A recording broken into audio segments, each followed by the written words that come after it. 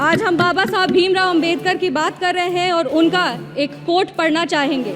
I measure the progress of a community by the degree of progress which the women have achieved। सरकार ने women reservation act they करके 33% आरक्षण दे करके संसद में महिलाओं के आवाज़ को ना सिर्फ बुलंदी दी है बल्कि उनके अधिकारों की भी लड़ाई लड़ी है। लखपति दीदी की योजना, उज्ज्वला योजना और महिलाओं को मुद्रा लोन दे करके महिलाओं की आर्थिक स्थिति को मजबूत किया गया है। अगर आज हम आर्थिक स्थिति की बात कर रहे हैं तो हमें अर्थव्यवस्था की भी बात करनी चाहिए और देश आज विश्व की 5वीं सबसे बड़ी अर्थव्यवस्था है और 2047 तक विश्व की 3री सबसे बड़ी अर्थव्यवस्था होगी। माननीय प्रधानमंत्री श्री नरेंद्र मोदी जी के नेतृत्व में भारत देश को विकास का एक व्यापक स्वरूप मिल रहा है। किसान सम्मान निधि के तहत किसानों को न्यूनतम राशि मिल रही है जिससे उनकी स्थिति में बढ़ोतरी हो रही है और आत्मनिर्भर भारत का जो ये सोच है उससे भारत विश्व स्तर पर एक अपना पहचान बना रहा है। अगर हम विश्व स्तर की बात करें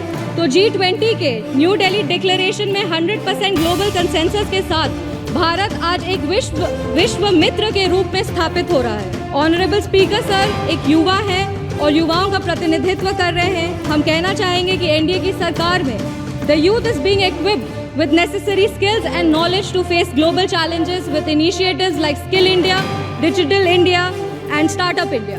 सर, बिहार के युवाओं की लगातार एक मांग रही है कि बिहार को विश्व राज्य का दर्जा मिले। बिहार का प्रतिनिधित्व कर रहे हैं, इसीलिए हम हमारे माननीय प्रधानमंत्री जी से अनुरोध करेंगे कि इसके लिए अगर नीति आयोग में कुछ बदलाव किया जाए तो उस पर उनकी विशेष दृष्टि हो और बिहार को भी आगे बढ़ने का सामान्य अधिकार मिले। Sir, I am firmly convinced that with continuous efforts and visionary policies of the NDA government, Bihar will be an example for the development of the entire nation।